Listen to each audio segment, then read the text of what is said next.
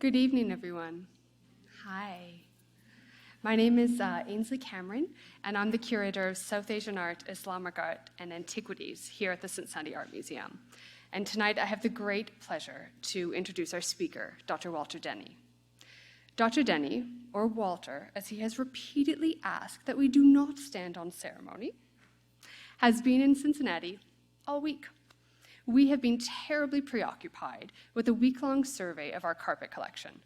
Long days spent with excellent colleagues looking at art is one of the great perks of the curatorial profession, and I've enjoyed every minute of it. It is through the generosity of the Markarian Foundation that we're here today, as they have generously funded both this lecture and Walter's week-long visit. We're honored to work with the Foundation and thank them for their ongoing support of our Indian and Middle Eastern carpet and textile collection. The funds, given to honor the legacy of Richard and Wilhelmina Markarian, allow us to review, conserve, and soon display aspects of this collection. I would like to acknowledge William Glasgow, a long-serving trustee of the Markarian Foundation, and his wife, Johanna, who are in the audience this evening. Thank you both for your support of the Cincinnati Art Museum, and we so enjoy your visits here. I'd also like to acknowledge a few of my colleagues here at CAM who've been so instrumental in this visit. Chief Curator and Curator of Fashion and Textiles, Cynthia Amneas, Textile Conservator Obi Lin, Curatorial Assistants Trudy Gaba and Megan Nauer, and Preparator PJ Grimm. Collectively, we have been recording notes, photographing, discussing, unrolling, re-rolling carpets. Collectively, we have also been laughing, swapping stories, and sharing meals. Thank you for dedicating your time and energy towards this visit. In this lecture, Dr. Denny will explore the ways, both traditional and modern, that art museums in the United States, Europe, and the Middle East study, exhibit, and explain the art form that's often referred to as the oriental carpet. Walter B. Denny, University Distinguished Professor in the History of Art and Architecture at the University of Massachusetts at Amherst, specializes in the art of the Islamic world. From 2007 to 2016, he also served as Senior Scholar in Residence in the Department of Islamic Art at the Metropolitan Museum of Art.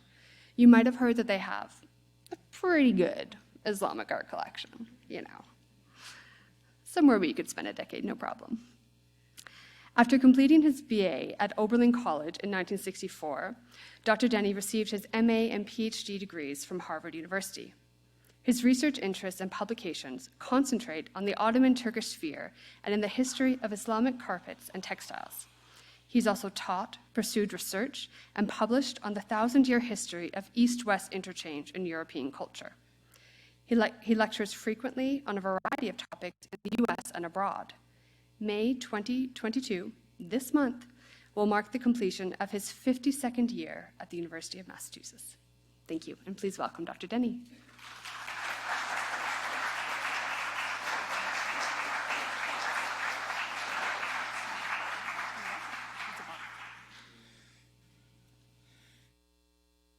I think I've turned myself on. You can hear me. Thank you all for coming on this rainy night.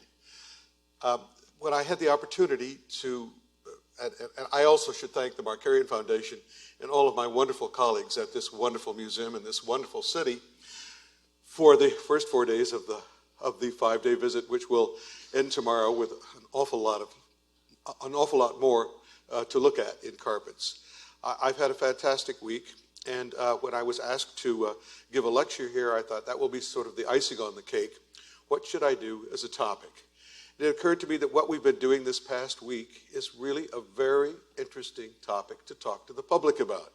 You come to a museum, you see what's going on in the galleries, you read the brochures, but you also are very well aware that the tip of the iceberg in the museum is on top of an amazing array of behind-the-scenes activities that go on here, and that these activities are sometimes tied up with the medium that I'm interested in to talk about tonight, primarily Islamic carpets, but also a bit about Islamic textiles as well.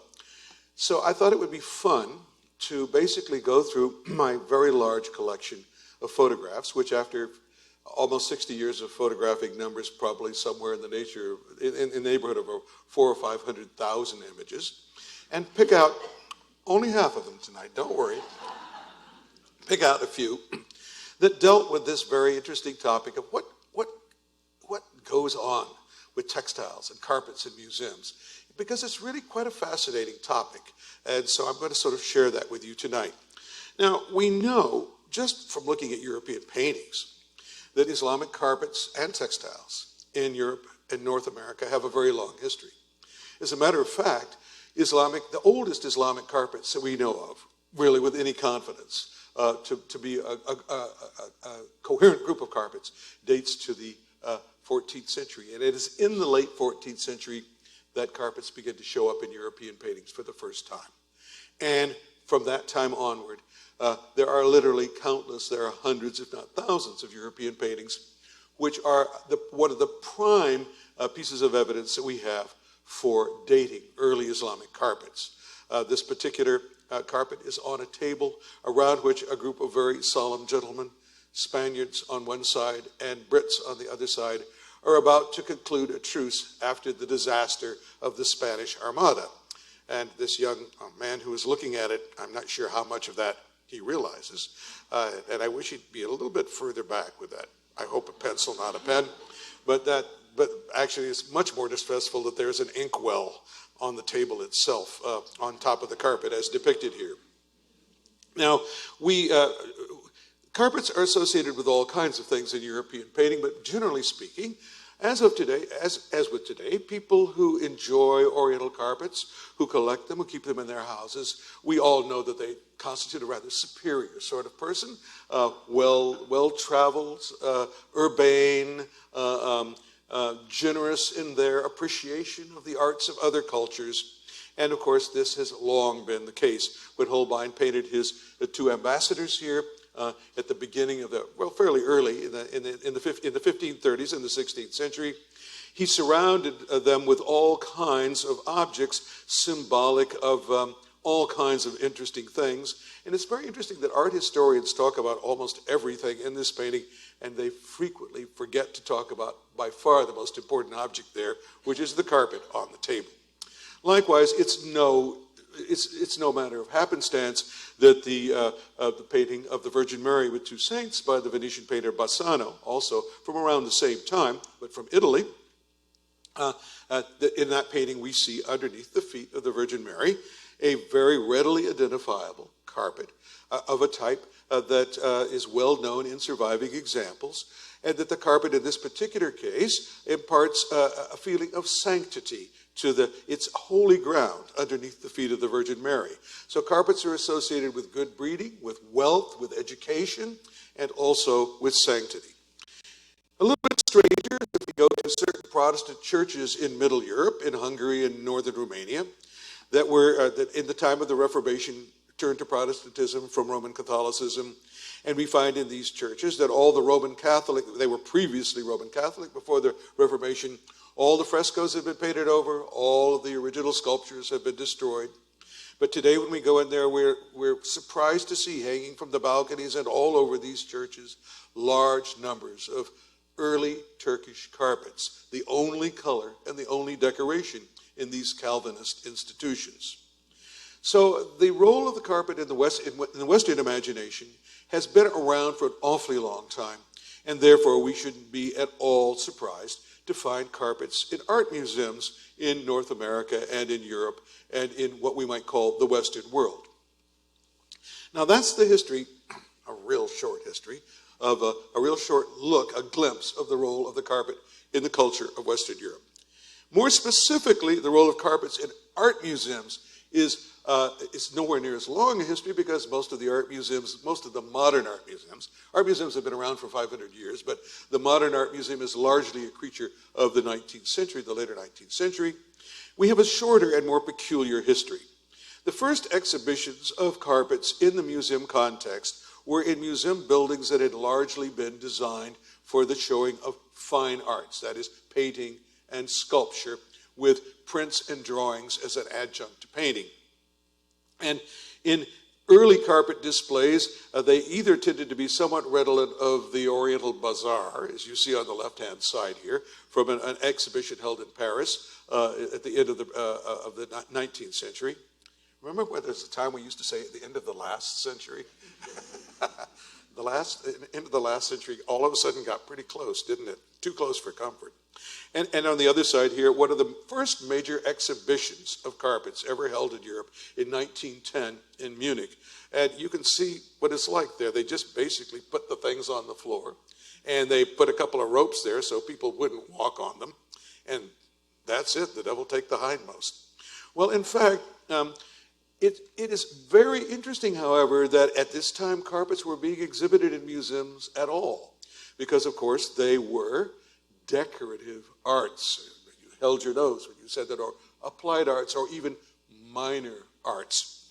And those of us in the Western tradition who were indoctrinated with the idea that art consisted of painting, sculpture, and architecture, because Vasari told us so, and Vasari was the first art historian, and in his view, art history basically ended with his teacher Michelangelo, who, interestingly enough, was a painter, a sculptor, and an architect, but never, as far as I know, wove a carpet in his life. So the exhibition held in Munich in 1910 of Islamic art was a big step forward in Westerners beginning to look at carpets not simply as something that they'd had around forever and ever and didn't really think too much about, into something that was actually legitimately art, something that could be actually appreciated in the same way, generally, that we would appreciate a great painting or a great drawing or a great work of architecture. The man chiefly responsible for this change in attitude in Europe was a rather peculiar-looking Viennese gentleman named Alois Riegel. Now, Riegel wrote in a German which is incomprehensible in German and also incomprehensible in English. He was a theorist, and the language of his writing is, I must confess, even to me, after more than a half century of trying, still a little bit opaque. But Riegel basically, one of his most famous comments was that a great carpet is as worthy of our admiration and as able to move us emotionally as a great painting by Rembrandt or any other great painter you choose to mention. And for that reason, we owe Alois Riegel a great debt of gratitude, because he was one of the first of the great theoretical art historians, and his influence meant that carpets all of a sudden became legitimate things to have in art museums. Not only in the art museums of applied arts, like the Victoria and Albert Museum, let's say in London, the Museum für angewandte Kunst in Vienna, the Applied Arts Museum in Vienna, try some Hungarian, the Ipar Museum, and of course you know it quite well, in Budapest, which is a museum of applied arts. But gradually, in the United States especially, since we didn't really have applied art museums until rather recently, when the Cooper Hewitt Museum in New York became the Smithsonian's Museum of Decorative Arts, they made their way into art museums that were more or less traditional fine art museums. In North America, museums became much more accepting institutions without necessarily the history of, shall we say, anti-applied art prejudice that one might find in Europe. So the result came about that the great collectors in America, the wealthy collectors whose donations formed the core of America's great art collections, made sure that carpets found their way into art museums. These are the new Islamic galleries in the Metropolitan Museum of Art in New York, as they were in the day in November 2011, when that gallery opened to the public for the very first time. The Metropolitan has one of the larger collections of carpets in North America, well over 500 carpets, most of which they should keep, and probably some of which they shouldn't. And that's one of the things that I did when I was there, and one of the things that I'm doing still a lot, collection surveys, is to look at a collection sort of holistically and decide what belongs to the museum's mission and what might not. More recently, just as a matter of fact, a few months ago, there was an exhibition in the what we now call the National Museum of Islamic Art, the Freer Sackler, on the Mall in Washington, D.C., of Persian textiles from the collection of the Museum of Islamic Art in Doha, Qatar, traveled to the United States, a spectacular exhibition. You're looking at the graphics here, not at the textiles. They aren't quite that big. But, and this is something that is happening today. We've seen in the past 25 years an amazing spate of new Islamic art galleries all over the world. Everybody who's ever been to the Met in New York knows about the new ones there. Some people may know about the spectacular new galleries in the Victoria and Albert Museum in London, which have this enormous carpet as their centerpiece. And likewise, we've seen exhibitions of other textile media in Islamic art at many different museums, including one that is devoted almost entirely to the exhibition of textiles, the Textile Museum in Washington, D.C. Now, textiles are an interesting sort of category of objects in museums. There are, you may know, in conservation, we basically think of 4 different branches of conservation. There are paintings, there are works on paper, there are objects, which is basically everything else except textiles. And if you go to the Metropolitan Museum, every department, there are 14 departments, and each one has its own storage with its own stuff from its own geographical or historical period, except for textiles. They're all kept in a separate place. The textiles of every country and civilization in the world are kept in a single place in that museum. So in a museum, we have both assets and liabilities where textiles are concerned. The assets are that people like to look at them. They're frequently dazzlingly beautiful. They're made out of very expensive materials. We can relate to them because of their appeal not only to our eyes, but to our fingertips. And we can see sometimes in a great work of textiles like this robe from the Topkapı Palace in Istanbul, in the central image here, a reflection of the arts of the book, the arts of illumination and decoration that start out as pen on paper, but end up in their most glorious manifestations with the colors, the silk and the gold and the silver of a magnificent robe like this. And we can see the relationship, therefore, between textiles and the arts, the so-called fine arts. But in Islamic society, the arts of the book, and above all of architectural decoration, is a very close one, so it fits nicely. Also an asset for the showing of textiles is that textiles and carpets, I just showed you some pictures of carpets and paintings, textiles appear in paintings as well.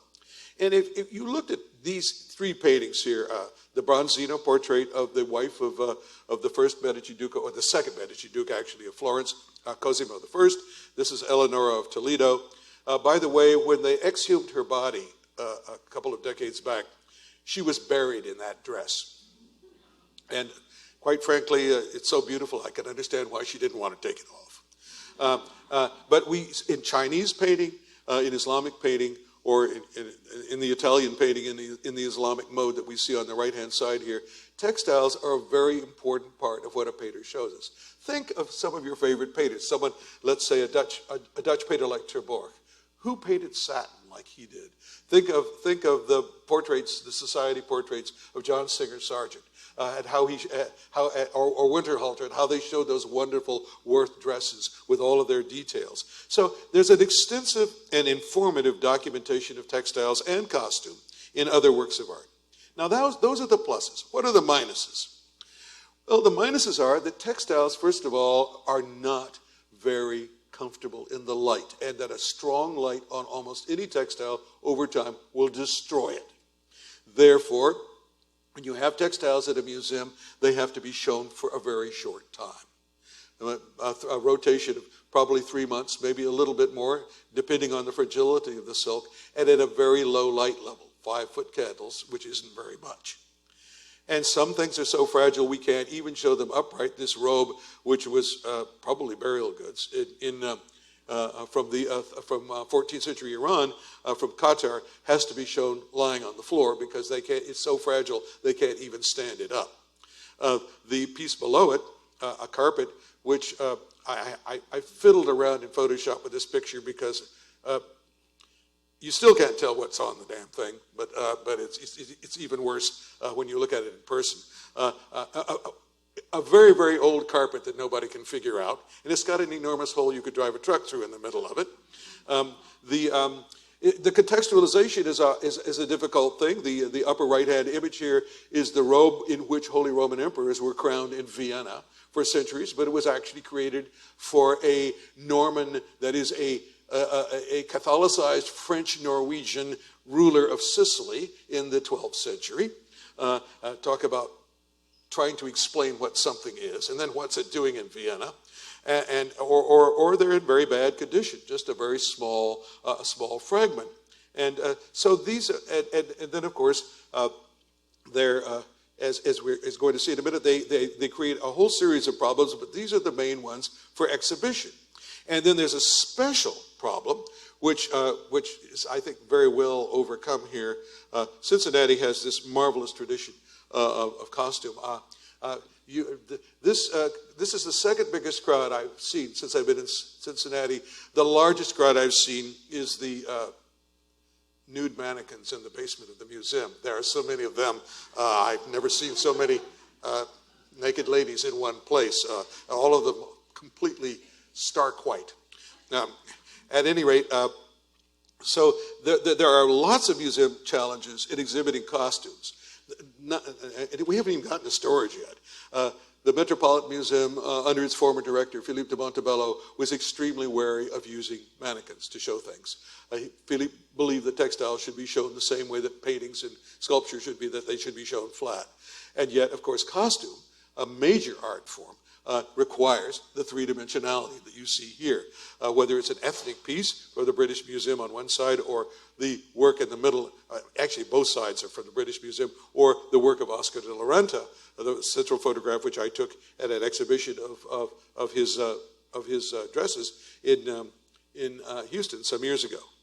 And then there's the business, where do we put the cotton picking things when they aren't enjoying their almost Andy Warhol 15 seconds of fame? They get 6 months if they're lucky, or maybe just 3 months on exhibition. And so we have to roll them up and wrap them up in plastic and muslin and acid-free tissue paper, and put them on acid-free rolls, and then store them and things like this. And let me tell you something. This has been an easy week for me. I get to sit, look at things. Most of the time I recognize what they are. If not, who's going to know? I'm the expert, right? So actually, I deal with very smart people. They would see right through me, and I'm sure they already have. But at any rate, I get to sit and look at something and take pictures of it and analyze it closely under a magnifier.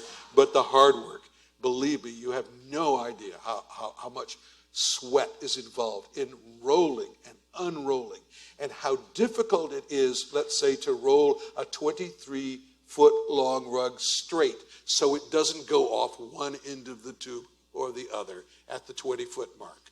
This is an art in itself, and I have to say I stand in awe of my colleagues here at how good they are at doing this. I've been to many museums, and I've seen people who are good at it and people who weren't good at it. And in Cincinnati, you've got people who are really the best at it. Once you've got the cotton-picking things in storage, how do you bring them out when a visiting fireman, like me, or somebody else, wants to look at them? Well, it's a fairly simple matter on the right-hand slide here. The work was kept flat originally. You can see a reflection there because it's got a piece of mylar on top of it. But it was fairly easy for that person to make a study of that. On the other hand, the carpet that I'm looking at on the other side is 32 feet long. And I'm looking at one end of it, and that, by the way, that expanse 3 feet wide in front of me with the red ground is just the border, the major border of that carpet. There are minor borders as well. So it's a real pain in the neck to have even somebody like me come to a museum and try to give them some help in attributing things and deciding what's good and what isn't, deciding what is from what place and of what age, just the rolling out of it, and you need a place big enough for it, and that is something that very few museums have. And then there's a business of how do we conserve them? Well, you know, conservation used to be thought of primarily as needlework. That is, where there was a hole in a tapestry, you would take a needle and thread and close that hole up. But in fact, as we all know now, it's a much more complicated process than that.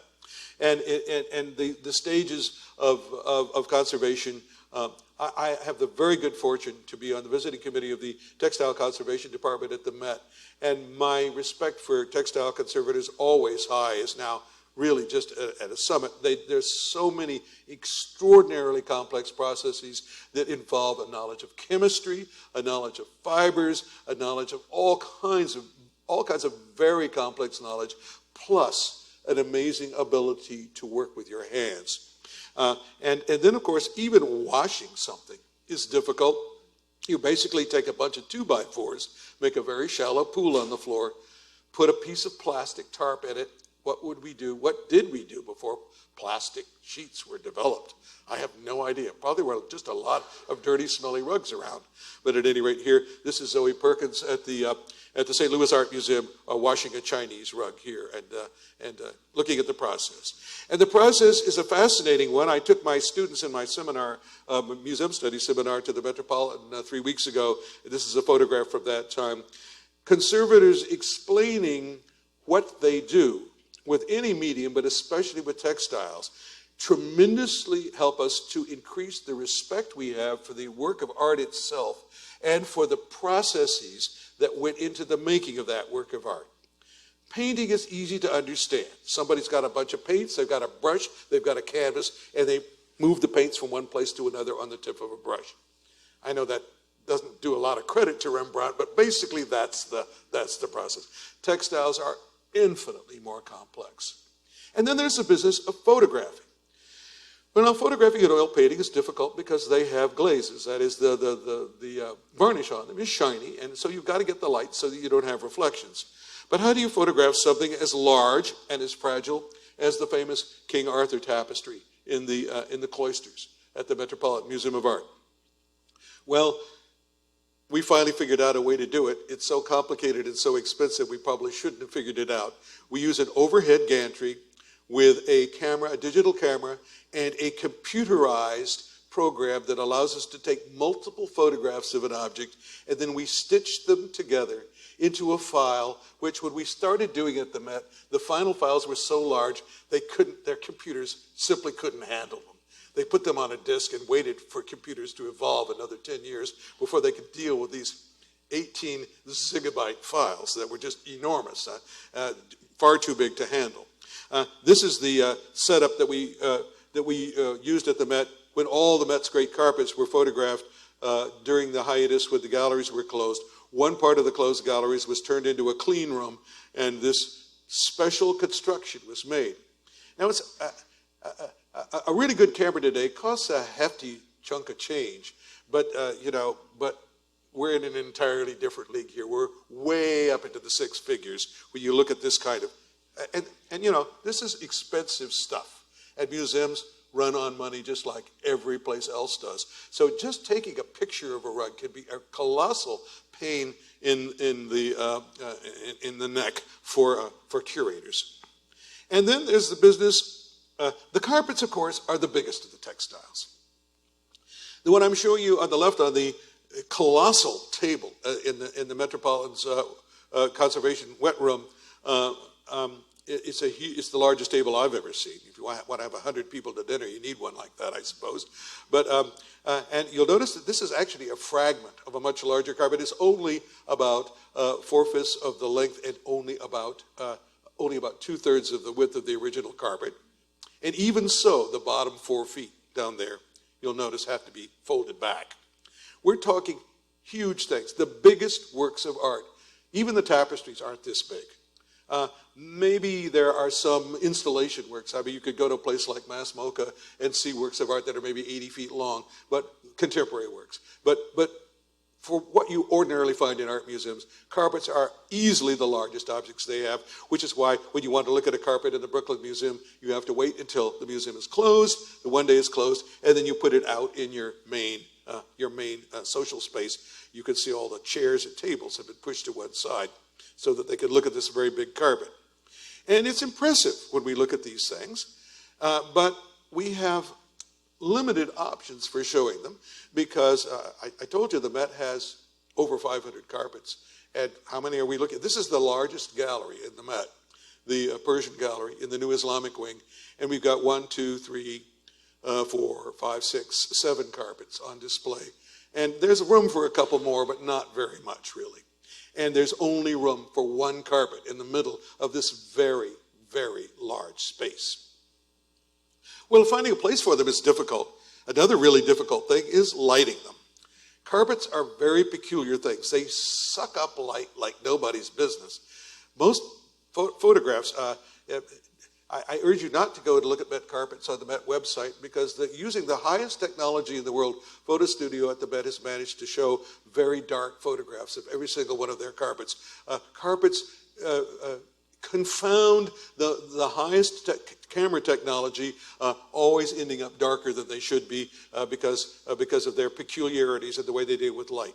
Now, we had some unusual problems at the Met. You can see in this photograph here. Something funny about this room that you're looking at here, it's got a 15th century ceiling, and therefore there are no track lights on the ceiling. So how in the world are you going to illuminate the carpets? Well, when I first saw the plans for this room when I was working at the Met, my heart sank. I said, are they going to be in complete darkness? What in the heck is going on here? And the wall color was also a very dark wall color. Well, in fact, we did 2 things at the Met. We pioneered 2 different kinds of lighting. The carpet on the floor on the platform is brilliantly lit. People come up to it, they look at it, they look up to find out where the light is coming from. They look back at the carpet. They start getting tennis players' neck, looking back and forth. They're hidden in the rails around the carpet. What about the ones on the wall? Well, it's all kind of magic.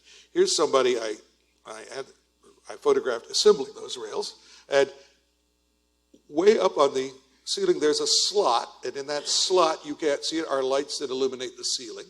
And then there are these sort of magic wands with little tiny lights at the end of them, and they illuminate the carpets below. There was a tremendous technological challenge here for the museum, and of course it's the Met, they've got lots of money, but they met the challenge, and but it wasn't an easy job. More recently, I saw an exhibition in Genoa, in Italy, where they actually used essentially projectors to project rectangles of light on the individual carpets. This is really custom lighting. Quite amazing, especially since these rectangles are coming from at a 45-degree angle from the ceiling. I don't quite understand how this can happen, but it is possible to light things, but it requires a great deal of money, a great deal of expensive equipment, and something which, fortunately, you have here in Cincinnati. This is certainly one of the best lit museums in the country. I say this not only as an art historian, but as a photographer, because the camera never lies. You've got really, really excellent lighting in this museum. It's my understanding that your exhibition designer has a checkered past as a lighting designer, which might have something to do with it. But you can see sometimes that things don't work out very well. Either you put the object behind an enormous sheet of glass, as on the left-hand side, and get all kinds of unpleasant reflections, or you get a very, very mottled light, which you're seeing on the right-hand side here. Now, there's something else. With something as big as a carpet, and especially something that is so touchy-feely, something you sort of want to caress, how do you keep them safe? Well, it's difficult to do in a museum setting. I'm sure that the designer of this platform for this large carpet, again in Doha, in Qatar, in the IMP designed building, but it was a French firm that did the actual interior design. I find there's something a little bit ironic about spending all this money on the platform of the carpet and then surrounding it with something that most of us will encounter only when we're waiting in line to check our baggage in an airport. It's just a little bit incongruous, and of course the bright red makes it all the more, so, shall we say, banal in a way. But how are you going to keep people from jumping on it? Well, I guess that's one way. The alternatives, like a moat filled with alligators, don't seem to be terribly friendly, and they have maintenance costs of their own, unless you can feed them a museum goer a week to keep them happy, I suppose. But at any rate, so we resort to basic museum design with add-ons. We see that at the Met. We have this big kick-out on the left-hand side for this enormously long a Mughal carpet. It's a marble platform, but the marble platform isn't going to keep people off, so we put the stanchions down there. And of course, the stanchions serve no practical purpose other than they warn people off. The fact is that security of objects in a museum, we were talking about this earlier today, is not so much a matter of science as it is a matter, of physical science as it is a matter of psychology. What kinds of things can you put there that will send an even subliminal message to people that, hey, you shouldn't be getting up on this platform? But as Ainsley pointed out to me, of course, you have to be socialized to understand what a stanchion and a rope constitute. That is a barrier, and that a 6-year-old is very unlikely to have been indoctrinated with the message here. So yeah, we want the little ones in museums, but they are an added headache for us in a matter of safeguarding objects. We can do what they did in Berlin and simply put glass on top of everything. I don't like that. Quite frankly, I like to be in the same space as objects. And of course, sometimes we have to do it, but it should be done, in my view, as little as possible. Do we display horizontally or vertically? Each one. Vertically, it's expensive every time you change something because you got to bring in these guys in these elevators to put the thing up and take it down. Horizontally, on the other hand, is very complicated because you have to put between the wood of the platform. This is a modular platform that can adjust in size and scale at the Met, but you have to put a piece of acid-free paper between the wood and the object, and so it's all complicated. There's no easy way around it. And so for a museum to show textiles requires, it's not just, oh, well, let's hang another painting. It requires a real it requires both a psychological and a physical and indeed a financial effort to be able to do this. And then sometimes we do everything, spend the most money, and we still lay an egg. I have to say that the absolute worst piece of museum design in the entire world, unfortunately, is the Islamic galleries of the New Louvre in Paris. The metaphor for their success is the fact that their storage, which is underneath the galleries, happens to be 10 feet below maximum flood stage for the Seine River, as they found out recently when they had to move everything out of storage when it flooded. The slightly inclined platform made out of wonderful, welcoming concrete. And you'll notice, by the way, that the third rug down, it's in the distance down there, but maybe I could use the magic. The third one down, for some amazing reason, isn't illuminated at all. We talked about lighting design, right? Well, they laid an egg there too. But at any rate, sometimes it just doesn't work terribly well. There are some unusual things that American museums have tried. If you know the Philadelphia Museum of Art, you'll know that in the old master painting galleries that have some of the greatest treasures of European painting, they also display their carpets there. And they use these slant boards covered with corduroy, which are thought to give a little bit of support to the rugs as opposed to just simply letting them hang vertically. And Philadelphia has magnificent showpiece carpets. The only galleries they had with ceilings high enough to show them were the paintings galleries, so they simply mixed them up, which I think is actually rather exciting. What I think is a little bit less exciting is the fact that these carpets have been on continual display now for at least 35 years. And I think it's okay, but just, let me point out something to you. Don't tell anybody, okay, about Philadelphia. You'll notice that this carpet over time has grown just long enough. It was probably an inch inside of the bottom. And then what happened? Well, if you hung yourself by your thumbs for 35 years, you'd probably gain a little bit of height. You get the idea. The carpet lengthened itself due to its own weight. The weirdest thing I have ever seen is in Istanbul, in the Museum of Turkish and Islamic Art. And that is putting carpets flat on the floor and then putting mirrors at 45-degree angles. So when you look at the carpet, you see it twice in the actual carpet underneath glass, unfortunately, on the floor. And then straight ahead of you is the mirror image of the carpet as reflected in the mirror. Weird and wonderful and expensive and kind of, well, strange. You'll notice also that they decided in Istanbul to use slant boards. You'll also notice from this photograph that the lighting on the carpets on the wall is extremely uneven.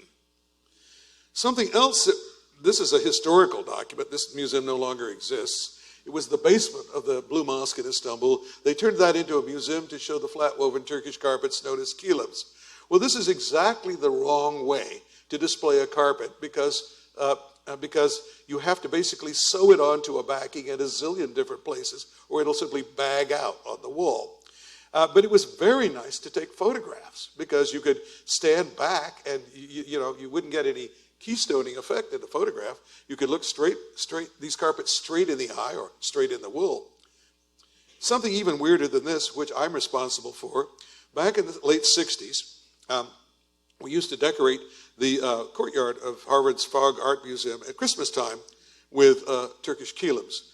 And we, hung them like flags. They're two-sided, so we could get by with it. Now, of course, I cringe today to think that I was actually part of this not terribly scientific and certainly today, by today's conservation standards, absolutely wrong way of showing carpets. But you've got to admit they look kind of neat. And then, last of all, what I call pheasant under glass, this glass bubble, which was originally designed for something else, but which the Philadelphia Art Museum uses to hold one of its most precious carpets, the Marquand carpet, a masterpiece of 16th century Persian weaving. And it's a glass bubble, which keeps the carpet nice and clean, but of course means that there are reflections from the ceiling light, so you can't really ever see it because it's got light blobs everywhere. Now, when rugs are long and walls are short, we've already seen what we call a kick-out pattern, kick-out platform, excuse me. Well, when I went to Genoa and spoke to the designer of this exhibition, a bit of which I'm showing you on the right-hand side here, she said to me, I saw your platforms at the Met. Why didn't you do something more elegant? Well, if the French didn't exactly cover themselves with glory in the Louvre, this Italian designer made a very good point. The carpet you see on the left-hand side descends directly to the floor and then turns a sharp 90-degree corner and goes out into the room, whereas the carpet on the platform in the Palazzo Lobellino in Genoa makes a very sophisticated curve at the bottom. Isn't that a little bit nicer? At the Met, we added one other thing to the box at the bottom of the carpet, and that was a slot and a roller inside of it. If the carpet is really too long, we can roll up the carpet on a roller by threading it through the slot in the box at the base. The reason they did this is that the Met has one carpet that is over 40 feet long, and we might be able to show almost half of it at one time if we actually utilized this device, which we have not yet. In Istanbul, at a different museum, they went out and bought some beautiful cases, which happened to be in every case about 3 feet too short for most of their collection. And so they did this very interesting thing of having a 45-degree bend and then a flat. So they're showing the carpet on 3 different planes. Not a bad solution. They're behind glass, but it's a fairly good way to see them, actually. I'm not going to default them. I think that given limited budgets and the fact that this is in a building that is over 500 years old, they did a pretty good job of it. On the other hand, in the distance there, you can see carpets up by the ceiling. I found this solution to be a little bit less than exciting. Sort of like Rockabye Baby in the treetop, you know.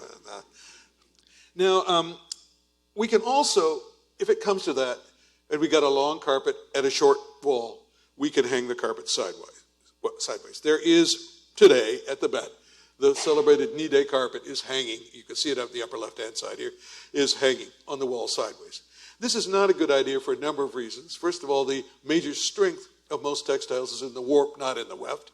This is especially true of slit tapestry weave, where you really can't hang things sideways.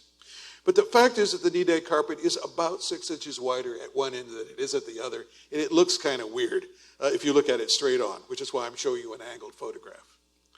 Now, there is almost, I would say, an ethics involved in the display of a work of art. I think that the display of a work of art, above everything else, needs to show respect for the work itself. This is why there's always a dialectic between curators and designers in museums. The designer is a creative artist who is thinking of end effects. It is up to the curator to defend the work of art and to defend the work of art's integrity, to make sure that it is treated fairly, seriously, and in a way that furthers the museum's educational mission. I say this as a prelude to showing you the installation in the Museum of Applied Arts in Vienna, which takes one of the most nauseatingly familiar of all Orientalist tropes, the flying carpet, and shows them willy-nilly with no regard for where they came from or how old they are, with no regard for even, I think, for what looks good next to something and what doesn't, and displays them in this bewildering collage of inane flying carpet. I mean, the technology is there, yeah, but just because it's there doesn't mean you have to use it. I find this very upsetting. It's flashy, yeah, and it certainly does get your attention. But basically, when you go there, I can tell you, you don't learn anything at all about what you're looking at. You're just dazzled by the, well, it's like a lot of art museum buildings today, right? You're dazzled by the architecture. Know anybody who's ever been to Bilbao? Anybody here ever been to Bilbao? See the Getty? You've been there. So you know. Can you tell me what your favorite work of art you saw there was? Most people who go to Bilbao say, "Well, there's a fantastic museum building," and I say, "Yeah, there must have been fantastic works of art." And oh yeah, I forgot about them. It was an interesting building, but I blank out on the works of art. Well, this is that kind of aesthetic. And I find it, actually, I have to tell you something. When I worked at the Metropolitan, of course, it's an enormous museum, and it's 3,000 employees, and I was just somebody who came down one day a week on the train and spent 8 hours and then went back to Massachusetts on the train. But for some strange reason, I did cross the consciousness level of the director, the August Philippe de Montebello, to a degree significant enough that after he retired and went to Vienna and went in and saw this exhibition, the first thing he did is go out to the lobby and call me on his cell phone to tell me how upset he was.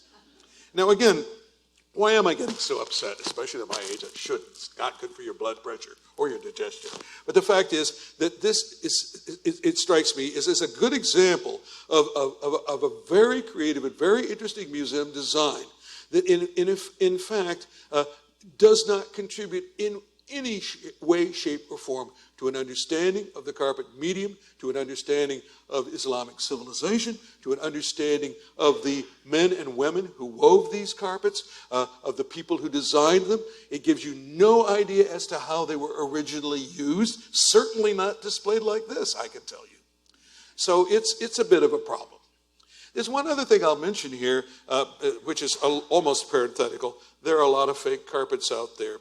I've always thought it would be interesting to show some of the fake carpets next to the genuine ones that they were trying to imitate. I haven't gotten anybody to do this yet, but I think that would be an awfully interesting show. Now, there are other issues. Of course, we just dealt with issues of basically having to do with display. There are others. Fragility. This spectacular carpet at the Metropolitan Museum was rolled out, and I photographed it probably for the last time. It is so fragile that in rolling it out this one time, we probably damaged it more than it should have been. The silk of the warp has simply deteriorated to the point where if we unroll it a few more times, it's going to end up in basically cornflake-sized pieces.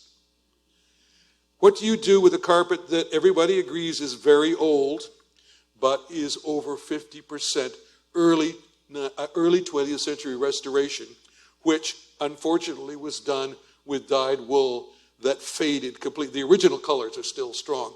The restoration has just gone to hell in a handbasket. And what do you do with a carpet like this? A very important carpet, very important at least to me, but probably not to you, and probably not going to be, it's huge also. What do you do with it? A problem. What do you do with carpets that have been given to your museum and you've been very generous in accepting them over the ages, only maybe most of them had dyes that indicate the post-aniline period after the 1880s. I won't name the museum, but all of these little carpets went anonymously to an auction house in Vermont where they didn't make very much money. What the museum got out of the entire thing, well, what I got out of it was a chance to look at a lot of bad carpets, and what the museum got out of it was a lot of freed up storage space. But the deaccessioning is a challenge. It is a real challenge because, of course, in the old days, people just got rid of, put up for market. Remember the cartoon in the New Yorker of the two little old ladies in the Metropolitan? And one says to the other, I wonder how much Mr. Hoving wants for that little Renoir over there, you know. Well, in fact, we don't do that anymore. And that's good that we don't do that. It's a very complicated process, but it's still something that has to be done. And one of the problems, quite frankly, is that the people who are able to pass the expert opinions on these things, they're dying off. And they're getting old, like me. And I'm trying desperately to train a group of young scholars who could do this, but it hasn't been an easy thing, especially since graduate schools in the United States that teach Islamic art seem to have forgotten that there is such a thing as Islamic carpets. And then there's a challenge of rotations. If you've got a big collection like the Met, it's very easy to put another big carpet on that great big platform and to put other big carpets on the walls. But rotations take time. They take an enormous amount of staff time. You have to write new labels. You have to reimagine the total aesthetics of a gallery. You have to get the staff together to do it. The lighting has to be redone every time you change something in a gallery. The lights have to be adjusted to illuminate the new objects. It's a very complicated process, and if carpets are done on a very short rotation, especially those with silk in them, this creates a lot of problems. The challenge of education is not such a difficult one. I find that kids like bright colors and they like great big things. And I was fascinated. This was just after we opened at the Met. And for me, taking this photograph and experiencing this school group of New York City school children looking at a carpet, which, and to get them in the right light, I had to overexpose the carpet. This picture sort of summarizes for me the payoff. That's what we spent all of this time doing, all the arguments, all of the debates, all of the conservation, all of the planning, the lighting, all the dilemmas that we fought over or didn't fought or chewed over for years between the time I started at the Met in 2007 and the opening of that first rotation, which you see here in November of 2011. And for me, this is the payoff. What's it going to be like when people actually come up and look at it? Are they going to like it or are they not? And then, of course, in a time of very short attention spans, I find that carpets are actually, because they're so big, are much more effective at keeping attention than other kinds of works of art. It's a matter partially of the fact there's so much to look at, there's so much color, the thing may be so vast. So I think in summing up the points I'm making today, that all of this elaborate behind-the-scenes process, which most of us don't even know exists, can, when effectively and competently handled by an expert museum staff, by people willing to make the important compromises between design and preserving the integrity of the object,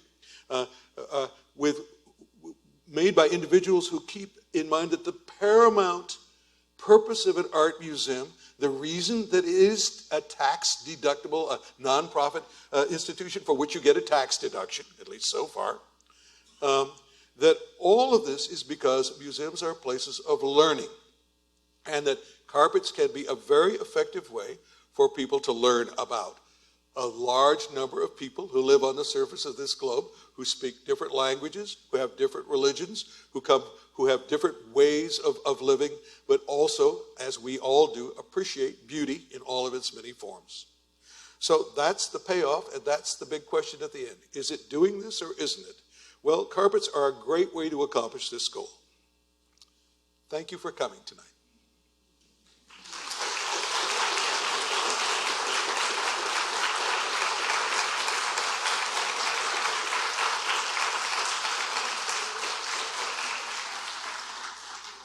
I've been told that I could maybe evade a few questions. I'm not a politician, so I'll try to answer directly. And we've actually got, if you have a question, you can put up your hand, and and there's a microphone which would be made available to you. We can pass down. You mentioned something new to me about making fakes of the carpets. Well, you know, with these designs, the techniques and such, they've migrated back and forth for centuries over the entire Middle East. I would ask you, what's the difference between the migration and making a fake? For example, I've been in a warehouse in Istanbul where they had the carpets, all the carpets nicely made in Turkey, labeled in Turkey, but they were the pure Persian patterns. Are those fakes, or is that cultural moving? What is the problem of fakes as distinct from cultural borrowing? Very, very good question. Carpet designs are traded back and forth all over the place. Carpets for example, even in the 16th century, carpets could be produced more cheaply in India than they could in Iran, and so frequently Persian designs were sent to India and woven there. And carpets in Turkey, carpets are woven with Persian designs, and in Persia, carpets are woven with Turkish designs, and we've even seen weaving in places like Singapore, Romania, and other places like that. That is a characteristic of the medium. A fake is a carpet that has been created at a later time, purporting to be of an earlier time, specifically with the idea to deceive about its age, and therefore its value as a work of art, and therefore to get someone to pay money for something that is not what it is. And everybody who's involved in carpets realizes that this is the golden age of carpet fakery was at the golden age of carpet prices, which was between 1890 and the First World War. And at that time, and then basically between the wars, celebrated fakers like Theodor Tuduk, who worked in Romania, were creating carpets that at one time were thought to be 16th century masterpieces until we began to look at them very closely to do the technical analysis. So that was a different thing. And he was doing this deliberately to deceive people because he was going to made a great deal of money out of it. So that's what a fake is. Copies are no great oil painting in the world. Every great oil painting in the world exists in numerous versions. There are more Mona Lisas out there than you could shake a stick at, including a couple which in Marlon Brando's immortal words could have been a contender. You know, almost might have been a Leonardo, might even be a Leonardo. That's a normal part of the artistic process. And of course, carpet designs were copied. We see carpets from Turkey were copied in the 14th century in Spain and 15th century in Spain. It's not at all difficult to tell them apart. There was no attempt to deceive there. The fact was people were paying a lot of money for the Turkish carpets and there weren't enough of them around. So the people in Spain said, let's give it a crack ourselves. They used a very peculiar technique that you wouldn't mistake for a Turkish carpet in a million years, but it served a purpose. So that's the difference. What we call fakes or forgeries are made with as a deliberate attempt to deceive, generally for very, very high stakes, as opposed to carpets done in different designs, which are basically done both at the whim of the weaver or to satisfy the demands of the everyday marketplace. But they don't, those carpets you saw in Istanbul that were woven in Turkey with Persian designs, you were told these carpets are Turkish carpets woven in, no one told you this is a 16th century, Persian carpet. So that's the difference. It's a peculiar thing, carpets are different from other media in many different respects. It is true that the carpet trade at one time had, shall we say, a less than lustrous reputation. The thing that comes to mind is the words, and I don't mean to malign anybody, but just to give you an illustration, used car dealer.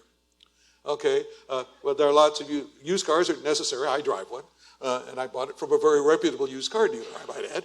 But the fact is that In France, to call someone a marchand de tapis is an insult. That is because there were, in the beginning of the 20th century, there were some very, very talented forgers out there. We now have all, and sooner or later, everyone who's a specialist in carpets gets snookered. I got snookered.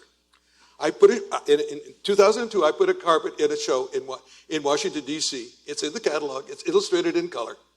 And it is phony baloney. And the faker of that carpet obviously knew something about my psyche. I had been spending my entire life looking for a missing link between two different kinds of carpets. And this was it. It was it to a T. It fulfilled all of my dreams as to what had to be there. The only problem was it wasn't real at all. And the reason was we analyzed all the colors in it, and they were all chromium dyes that hadn't been invented until 1935. You know, that's you know, but and I should have noticed. The wear was too even. There were all kinds of things about it that were just simply wrong. But I wanted it to be. I'd been looking for it. It was the answer to my, and it made the point, intellectual point I wanted to make in the catalog.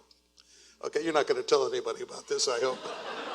I've actually eaten crow publicly over it. But fakes and forgeries are found in every branch of the arts, especially with anything becomes expensive, like Vuitton luggage, okay?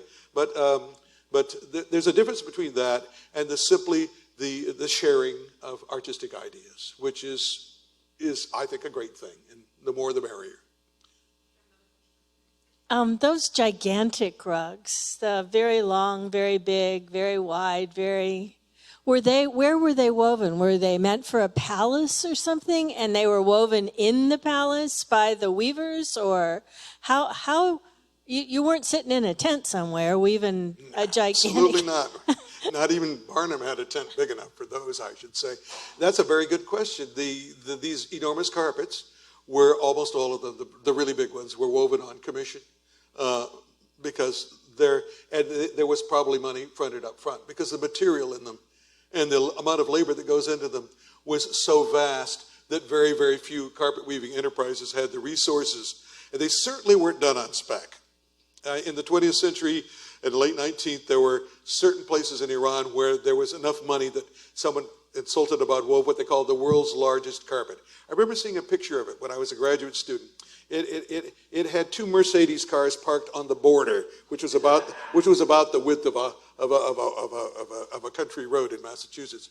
But ordinarily they were done on commission, the largest ones, and they were almost certainly destined for very specific spaces. Were they woven on site? No, ma'am. They were woven on very large looms, however. And these carpets, for example, the pair of carpets known as the Arteville carpets, 38 feet long. Well, the one in Los Angeles is a little bit smaller because they had to cannibalize it to fix the one in the Victoria and Albert. But these two enormous carpets were woven probably in Kashan in southern Persia, and then taken all the way, hundreds of miles, to the shrine at Arteville for which they were designed. Because the architectural settings are frequently not in the same place as the carpet itself. And it must have been one heck of a task to move them, because it's 38 feet long, but it's probably at least 20 feet wide. And you probably had to rig up something on a whole bunch of camels or something to do it. There were some carpets that were so enormous that they were woven in parts and then sewn together. We saw a carpet here that I conjecture was woven for a palace in Iran, but woven in central India, in the Deccan, in parts, and then taken to Isfahan, and the parts joined, because there's no way that any transportation back in those days could have handled a carpet that we estimate was over 30 feet wide. And you know how much it must have weighed many tons. So, yeah, I mean, necessity is the mother of invention, but these big carpets, that colossal carpet at the Metropolitan, the yellow one, that's been in a collection in Germany since it was allegedly captured from the Turkish camp in Vienna in 1683. And the fact is that when the Turks went to conquer Europe, they went in great style, and they took along these these enormous things, they probably had a tent big enough for that one. It was probably the Grand Vizier, the commander of the Turkish army, probably had it in his tent. So, it's really quite amazing the efforts to which people have gone to create these enormous works of art. And another reason to respect them, but also to realize what a colossal problem it is for museums to show them, really. And this will be our last question here. Are you aware of the oriental carpets in Kyoto that are part of the Gion Festival, and have you ever had a chance to study them? Yes, some years ago, there's a festival that takes place in Kyoto once a year called the Gion Festival. And it involves the various guilds of the city. You've probably seen pictures of it, maybe, these enormous floats that are on wheels. They're 40, 50 feet high. They're movable architecture and completely festooned with all kinds of textiles, many of which are European tapestries and early carpets. And the amazing thing about these, they only really came to the attention of carpet scholars about 40 years ago. And Dan Walker, who used to be curator here, went with Nobuko Kajitani, the Japanese chief conservator of carpets at the Metropolitan, to Japan to look at them back then. And what they found out was that many of these carpets, some of them were familiar types, but many of them were a type that no one had ever seen before. But it was a type of carpet that had appeared in many, many Dutch paintings, but we never had a real carpet. So the question of this so-called unknown group was, were the paintings in the Dutch, were the depictions in the Dutch paintings the imagination of the painter, or were they real carpets? And if they were real carpets, why don't we have any of them? Well, amazingly enough, we know now the Dutch East India Company had these carpets manufactured, again in the Deccan in central India. They were brought in large numbers to Europe, recorded by European painters, and then simply worn out and used up and thrown away. But the ones that were taken to Japan and used by the Dutch as tribute to the shogun who was living in Kyoto, they were taken, yearly they would give presents, bribes I suppose you might call them, to the shogun. Those carpets ended up in the possession of Kyoto guilds and were used along with Western tapestries, depicting all kinds of religious subjects that have nothing to do with Japan, were shown on these floats. I can call your attention to, so we began to realize this, but nobody quite understood how it happened. And then a young woman named Yumiko Kamada from Tokyo, studying for her PhD at the Institute of Fine Arts of New York University, was given the opportunity by her advisor, Professor Priscilla Suchek, to write the first PhD thesis on carpet history ever written in North America. And she did the research, and of course being fluent in Japanese helped a lot. And she managed to write a PhD thesis on this group of carpets. But it's an amazing story of discovery. I mean, literally, we were clueless. We didn't know what happened to an entire group of carpets. And then, amazingly, a few examples show up. But not in Holland, and not certainly in Central India.